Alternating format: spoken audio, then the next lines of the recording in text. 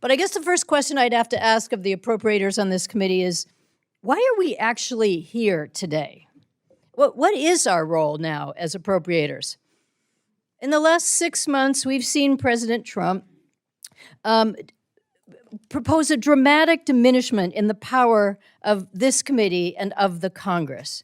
Now, we as the Democrats are in the minority. We don't expect to have a lot of power, but for all of us on this Appropriations Committee, why are we here? And what is our role now as appropriators?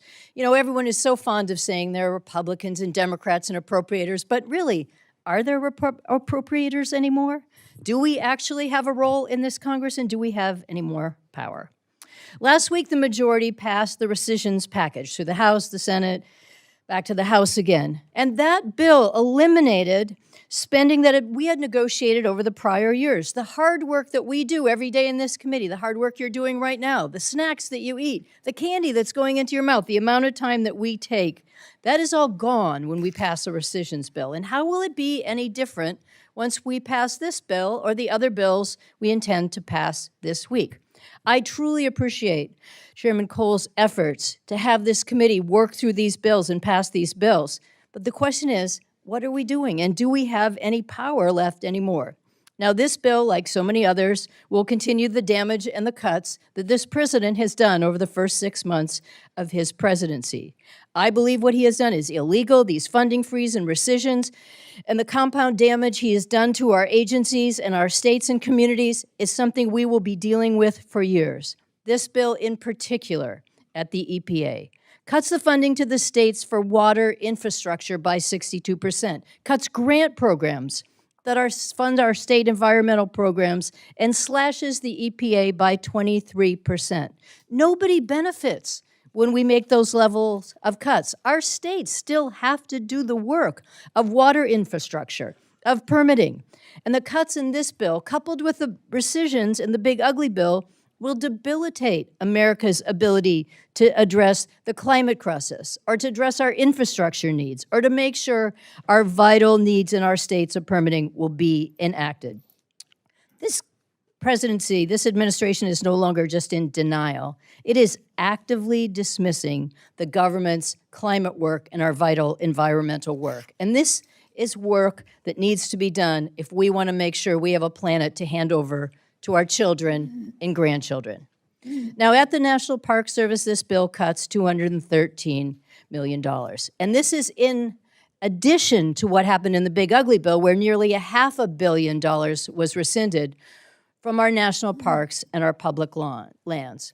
This is money that's meant to go to conservation projects and habitat restoration, and critical staffing at our national parks. This is our vital season for national parks, and Americans want to be there. And it is all compounded because we have not reauthorized the Great American Outdoors Act, which is another $1.3 billion that should be going for the maintenance backlog. This bill also funds the arts, but what a mess this administration has made of that. It was appalling to watch this administration illegally terminate thousands of grants at the NEA and the NEH. They fired nearly 80% of the NEH staff, and they revoked funding for our State Humanities Council.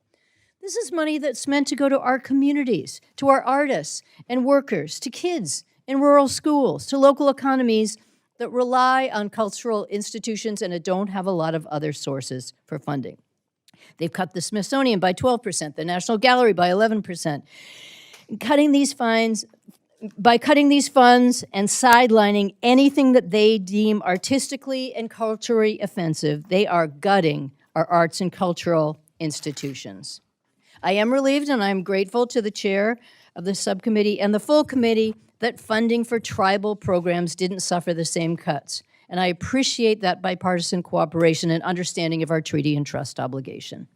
This bill also has 72 poison pill riders going after environmental protection, undermining our climate policies, and adding to our deficit. And overall, these cuts will only contribute to our struggling agencies. At the same time, while this administration is redirecting funds to tax cuts and increasing our deficit by $3.4 trillion. So I just want to go back to ending as I started this opening. OMB Director Vogt has promised to send us more rescission packages.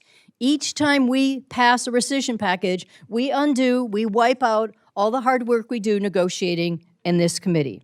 He said he's looking to change the paradigm in appropriations, and that appropriations has to be less bipartisan.